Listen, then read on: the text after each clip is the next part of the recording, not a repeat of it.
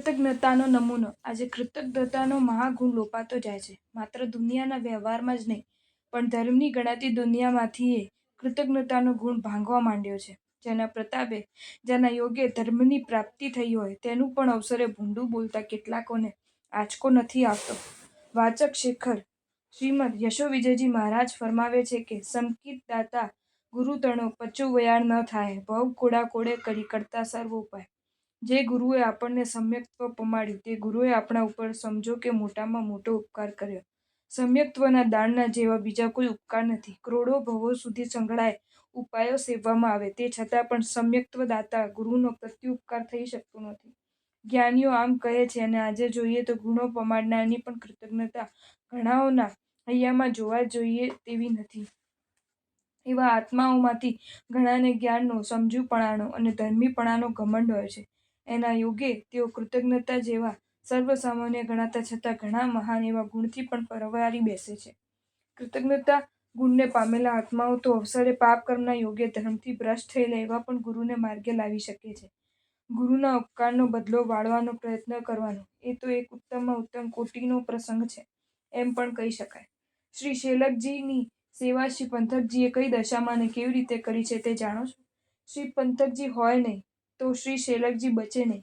પરિણામે શ્રી શેલકજીના મુખેથી એ ઉદ્ગારો નીકળ્યા છે કે આ ભુવનમાં તારા જેવો સુશિષ્ય બીજો કોણ છે?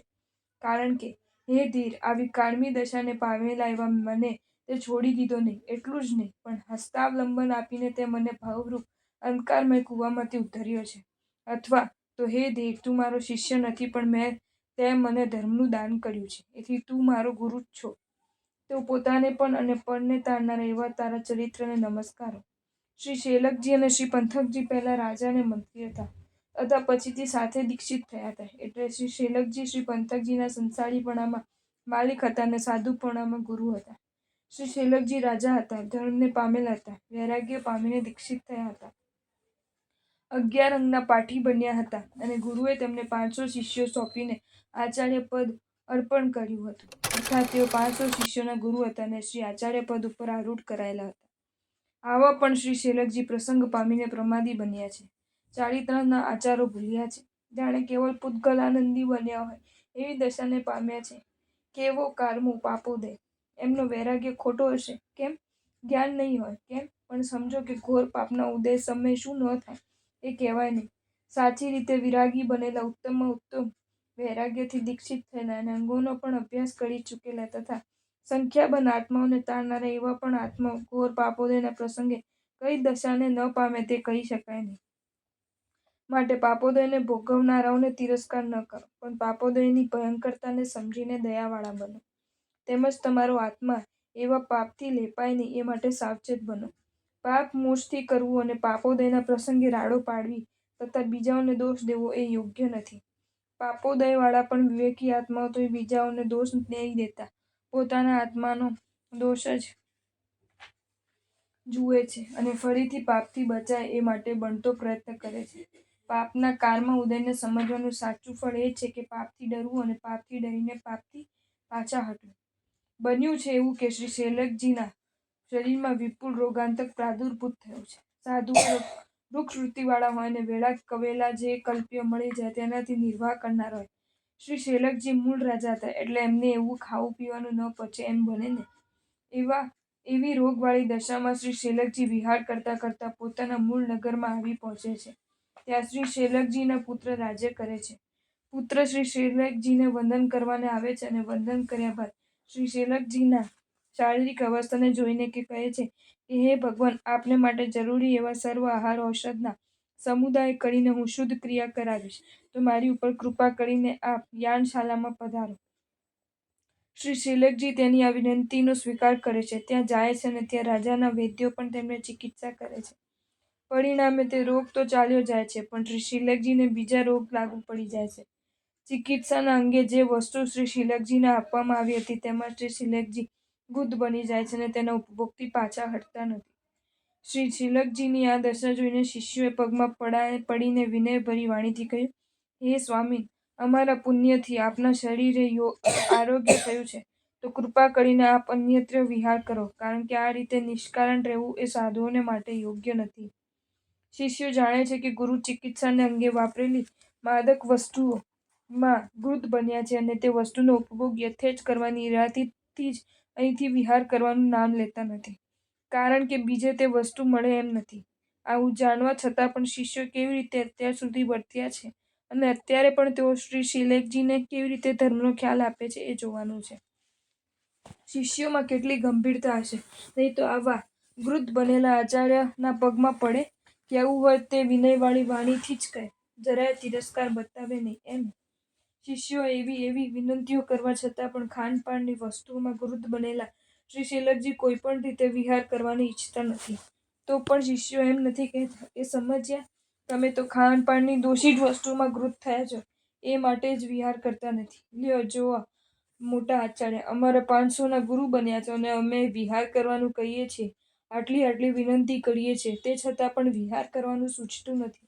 સાચા શિષ્યપણાને પામેલા, વિનય ગુણને વરેલા, કૃતજ્ઞતાને ધરનારા શિષ્યો એવું કાંઈ પણ કહી ખરે નહીં જ. વિચારી જોજો, શિષ્યોની આ યોગ્યતા જેવી તેવી નથી.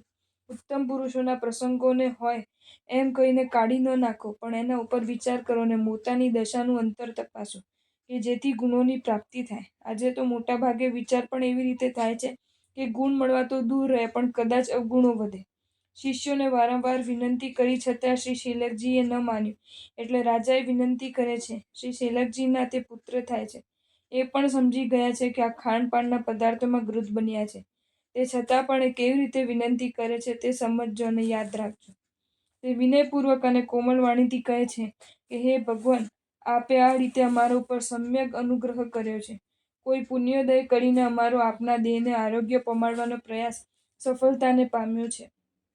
તો આપ વિહાર કરીને ફરીથી પણ અહીં પધારીને આપના ચરણોના દર્શન દેવાની કૃપા કરજો. હે નાથ, આપ ધન્યવાદને પાત્ર છો, કારણ કે આપનું આવું નિર્મળ ચારિત્ર પ્રાપ્ત થયું છે. અમારા જન્મ તો અનર્થોને ફાળવાળો છે, કારણ કે અમે આરંભરૂપ જલધિમાં પડેલા છીએ. શ્રી શિલકજીના પુત્ર શ્રી શિલકજીને કહેવા તો એ જ માંગે છે કે આપ હવે અહીંથી પધાર, પરંતુ એ કહે છે કે એવા શબ્દોમાં એ જ જોવા જેવું છે. એમ ન કહી દેત કે ખાનપાનના પદાર્થોમાં ગૃત ન બનાય. એમ ન કહી દેત કે ખાનપાનના આવા પદાર્થોમાં જો ગૃત થવું હતું તો સાધુ કેમ થયા? તમને કોણે કાઢી મૂક્યા? અથવા એમ પણ ના કહે કે બરાબર છે, ખાનપાનના આવા પદાર્થો જોઈતા હતા માટે જ માંદા પડ્યા હતા. પણ નહીં, શ્રી શિલકજીના પુત્ર આજનાઓના જેવા શુદ્ર હૃદયના, વિનયહીન, સ્વછંદી, ધર્મથી બેપરવાહ અને અજ્ઞાનથી ઘેરાયેલા નહીં હતા.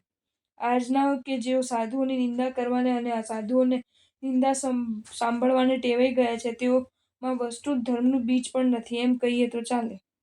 રાજા એટલે કે શ્રી શિલકજીના પુત્ર એ રીતે વારંવાર વિનયવાળી મૃદુ વાણીથી વિનંતી કરવા છતાં પણ ખાનપાનની વસ્તુમાં ગૃત બનેલા શ્રી શિલકજી ઉગ્ર વિહાર કરતા નથી. હવે આ દશામાં 500 સાધુઓ સાથે રહીને અને એક સ્થાને પડી રહીને શું કરવું? શ્રી શિલકજીના સેવામાં શ્રી પંતકજીને મૂકીને અને શ્રી શિલકજીની આજ્ઞા લઈને બાકીના શિષ્યો ત્યાંથી વિહાર કરી ગયા. હવે શ્રી શિલકજીને પણ ફાવતું આવ્યું.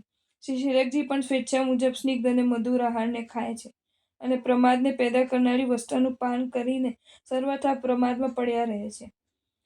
શ્રી પંતકજી શ્રી શિલકજીની તેવી અવસ્થામાં પણ અખંડપણે પોતાની વિનય પ્રવૃત્તિને આચરે છે અને શ્રી શિલકજીને એક પણ આજ્ઞાને ઉલ્લંઘતા નથી, પણ તેમની સર્વ આજ્ઞાઓને અંજલિપૂર્વક વધાવે છે. આ વિનય જોયો? શ્રી પંતકજીના હૃદયમાં કેટલી કૃતજ્ઞતા હશે! સંસારીપણાના માલિક અને સાધુપણાના ગુરુ શ્રી પંતકજી કે જે ભક્તિ કરે છે તે તેમના હૃદયમાં રહેલી કૃતજ્ઞતા સૂચવે છે. સેવા તો કરે પણ વિનય જાળવવો એ સહેલું નથી. આ દશામાં પણ જરાય અવગણના નહીં કરવી, જરાય તિરસ્કાર નહીં કરવો અને દરેક આજ્ઞાને વિનયપૂર્વક માથે ચડાવવી એ જેવી તેવી કૃતજ્ઞતા નથી. સેવા તો હજુ થાય, પણ એ દશામાં વિનય જાળવવો મુશ્કેલ છે. સેવા કરતાં કરતાં જરાય તોછડાઈ ન આવે, ઘમંડ ના આવે, દુર્ભાવ ન આવે અને ઉપેક્ષા ન આવે. એટલું જ નહીં, પણ વિનય પ્રવૃત્તિ અખંડિતપણે ટકી રહે એ સામાન્ય વાત નથી. શ્રી પંતકજી આ રીતે શ્રી શિલકજીની સેવામાં રક્ત છે. એ દરમિયાન એક પ્રસંગ એવો બની જાય છે કે પ્રમાદને આધીન થયેલા શ્રી શિલકજી જાગૃત થાય છે, પશ્ચાતાપ કરે છે અને પ્રમાદને લાત મારીને ફરીથી ઉગ્ર વિહારી બને છે. એકવાર કાર્તિક ચોમાસીના દિવસે શ્રી પંતકજી પ્રતિક્રમણ કરી રહ્યા છે અને એ વખતે શ્રી શિલકજી ભર નિંદ્રામાં પહોળ્યા છે.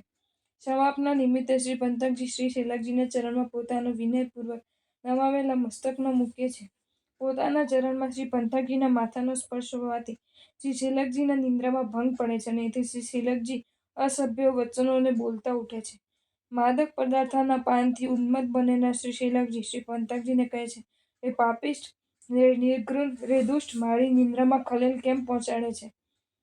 શ્રી શેલકજી અત્યારે મત દશામાં છે અને સાધુપણાના આચરોથી પરવારી બેઠેલા છે. તે છતાં પણ તેમના આવા વર્તાવને શ્રી પંથકજી કઈ રીતે સાંકી લે? શું એમ ન વિચારે કે એક તો આ દશામાં ભક્તિ કરવી અને બદલામાં એમની ગાળો ખાવી, પોતાને પ્રતિક્રમણ પણ કરવું નથી અને અમે એમના ચરણોમાં માથું મૂકી એટલામાં પાપી અને દુષ્ટ વગેરે કહેવું છે? આજે ધર્મ ખાતામાં કામ કરનારાઓને કેટલાકો કહે છે ને કે કામ કરીએ ને ઉપરથી ગાળ ખાઈએ. આવો વિચાર આવે તો એટલી લાયકાતની જ ખામી ગણાય. ટીકા કરનારને કેવું કે ભાઈ લાયકાત મેળવવા માટે કામ કરું છું, પણ એમ નહીં કેવું કે મને કેમ કહ્યું. કામ કરનાર ફરિયાદ નહીં સાંભળે તો સાંભળશે કોણ? ધર્મનો સેવક પ્રસન્નતાથી ગાળ પણ ખાઈ લે તો પ્રસન્નતાથી ગાળ ખાશે કોણ? કામ કરે તેને કહેનાર નીકળે કે બીજાને? કોઈ કહે કે બહુ સારું કર્યું તો તે સાંભળવાનું ગમે છે કે નહીં? સૌને એ તો ગમે. ત્યારે ભૂલ બતાવે તે કેમ સહન થાય? ભૂલ બતાવે તો ખુશ થવું અને પ્રશંસા કરે તો નીચે ઘાલવું એ પણ ગુણ છે. ભૂલ ખોટી રીતે કાઢતો હોય તો પહેલા હસીને સાંભળી લીધા પછી કહેવાય કે તમે ભૂલ બતાવો છો તો ઘણું સારું છે. પ્રમાદ અને અજ્ઞાન વગેરેથી મારી ભૂલ થાય, પણ એમ કહીને મજેથી કહેવા જોગું કહેવાય તો કા પેલો સુધરે અગર બીજામાં એની હિંમત નહીં રહે નહીં. એવાય નાગા હશે કે જે બોલાવા જેવા ન હોય પણ વ્યવહારમાં જેવી કુશળતા વપરાય છે તેવી આત્માના હિત ખાતર ધર્મમાં કામોમાં કુશળતા વપરાય તો નાગાઓની નાગાઈ નાગાઓને જ ભારે પડી જાય.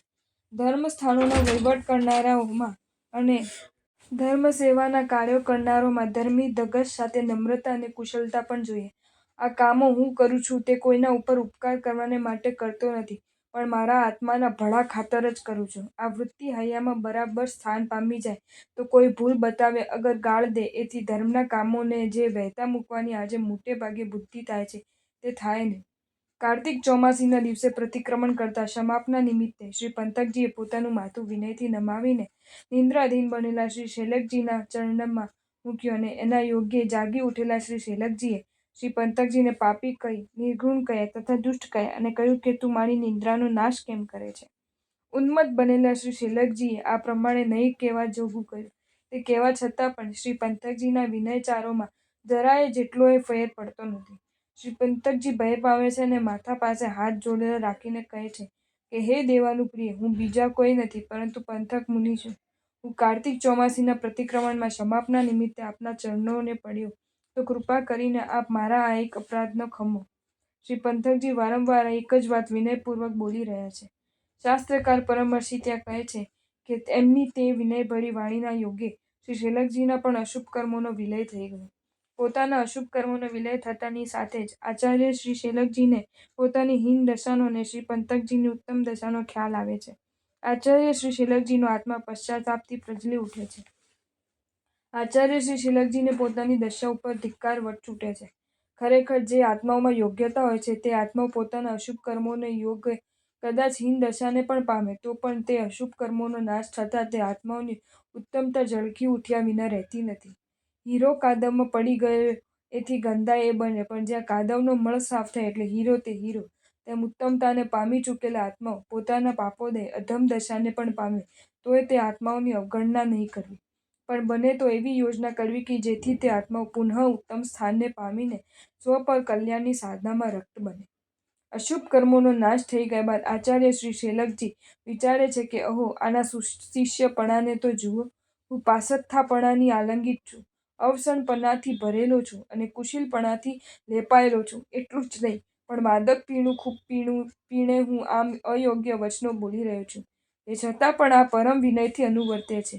અથવા તો જે આત્માઓના અંતરમાં શ્રી જિનેશ્વર દેવોના વચનો પરિણમી ગયા છે, જે આત્માઓ ઉત્તમ કુલમાં ઉત્પન્ન થયેલા છે, જે આત્માઓ શુદ્ધ એટલે સાત્વિક વૃત્તિને ધરનારા છે અને જે આત્માઓ સ્થિર થતા ગંભીર છે, તેઓની મર્યાદા આવી જ હોય છે. અને જે રીતે નીચ ગતિવાળા નીચોની દિશા તે ઉત્તમ આત્માઓથી વિપરીત જ હોય છે. વળી ક્યાં મારી આ ચેષ્ટા અને ક્યાં આનો આ પ્રકારનો વિનય?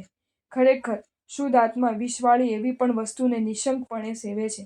આથી મારા દુષ્ચરિત્રો અને આ ધીરના ઉત્તમ ચરિત્રો એ બંને દુનિયામાં સીમા વિનાના છે અને લોકને વિસ્મય પમાડનારા છે.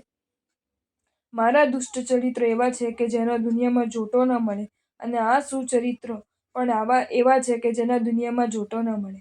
મારા દુષ્ટ ચરિત્રો લોકને વિસ્મય પમાડનારા છે, અને આના સુચરિત્રો લોકને વિસ્મય પમાડનારા છે.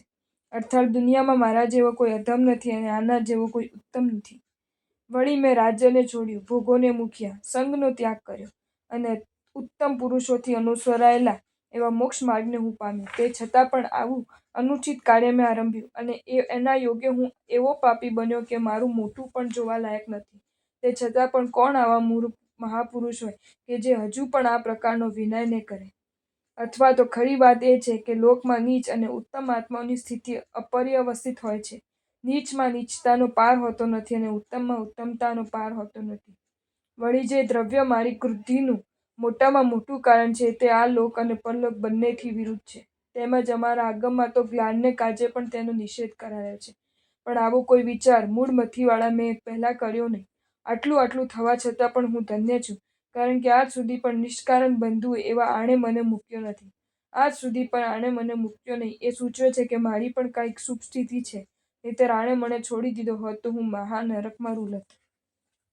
આચાર્ય શ્રી શિલકજીની આ વિચારણા પણ સામાન્ય કોટીની નથી. ઉત્તમ આત્માઓને પોતાની પાપદશાનો પાપદશા રૂપે વાસ્તવિક ખ્યાલ આવ્યા પછીથી પોતાની હીન દિશા તરફ કેટલો બધો તિરસ્કાર છૂટે છે, એ સમજવાને માટે આ વિચારણા એ પણ એક ઉત્તમ સાધન છે. તેમજ સામા આત્માએ પોતાના ઉપર કરેલા ઉપકારની તેવા આત્માઓ કેટલી મોટી કિંમત આંકે છે, એ પણ વિચારવા જેવું છે. આટલી વિચારણા પછીથી શ્રી શિલકજીએ શ્રી પંથકજીને કેવા શબ્દો કહ્યા છે, તે તો આપણે પહેલાં પણ કહી ગયા છીએ. વાત એ છે કે શ્રી પંથકજીને જે વર્તન કર્યું તેમાં કેટલી કૃતજ્ઞતા છે તે સમજવા જેવું છે, અને તેમાંથી બોધ લેવા જેવો છે.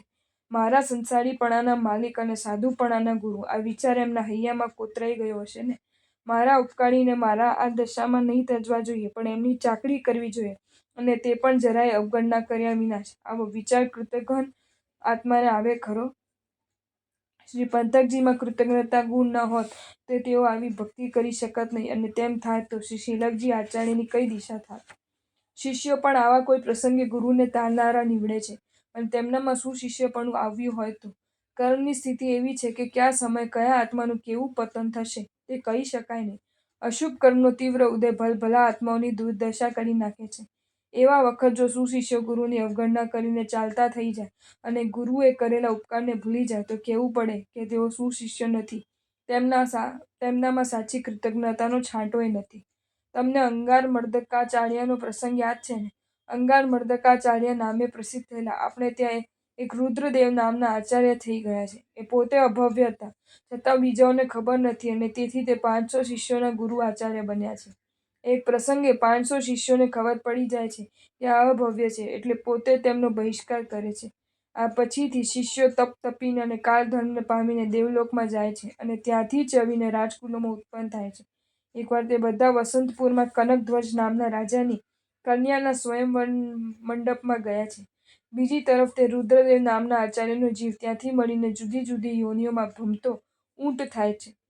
વસંતપુરમાં તે રાજાઓ તે ઊંટને જુએ છે. તે વખતે રાજાઓને તેને જોયે તે વખતે તે મહાકાય ઊંટ ઘણા ભારથી લદાયેલો છે. તેનું શરીર જરાથી જીર્ણ થઈ ગયું છે, અને દુઃખથી પીડાતો તે આર્તનાદ કરી રહ્યો છે. ઊંટને જોઈને તે રાજાઓને એના ઉપર કરુણા આવી અને જાતિસ્મરણ જ્ઞાન ઉત્પન્ન થયું. જાતિસ્મરણ જ્ઞાન ઉત્પન્ન થયું એથી તેઓએ જાણ્યું કે ઓહો, આ તો આપણા ગુરુ. અહો, સંસાર વિચિત્ર છે, કારણ કે તેવા પ્રકારની જ્ઞાનલક્ષ્મીને મેળવીને પણ હૃદયમાં શ્રદ્ધાને નહીં ધરતો એવો આ વરાક આ અવસ્થાને પામ્યો છે, અને હજુ અનંત ભવો રખડશે. આ પછી કૃપાથી તે રાજાઓ તે ઊંટને છોડાવે છે. આ દશામાં પણ તે રાજાઓને તે ઊંટને છોડાવવાની બુદ્ધિ જાગે છે. આ ભાવના પણ વિચારવા જેવી છે. અભવ્ય છતાં તેના તરફ રોષ નહીં, પણ કરુણા. મૂળ વાત તો એ છે કે કૃતજ્ઞતાને નહીં ચૂકવી, એ પણ શ્રી જૈન શાસનની મર્યાદા છે.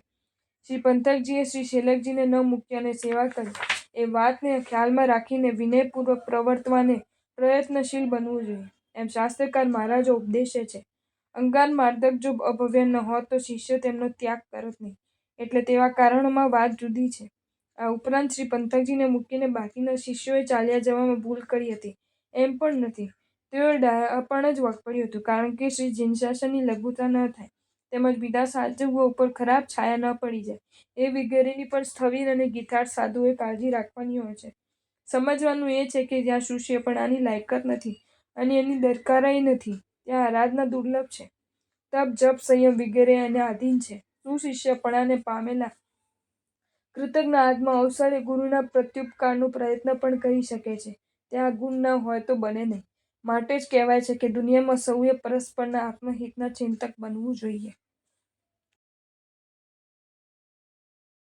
જો તમને આ વિડીયો ગમ્યો હોય તો આ વિડીયોને લાઈક કરો અને મારી ચેનલ જૈન ફેક્ટ્સ એન્ડ સ્ટોરીઝને સબસ્ક્રાઈબ કરો. ધન્યવાદ.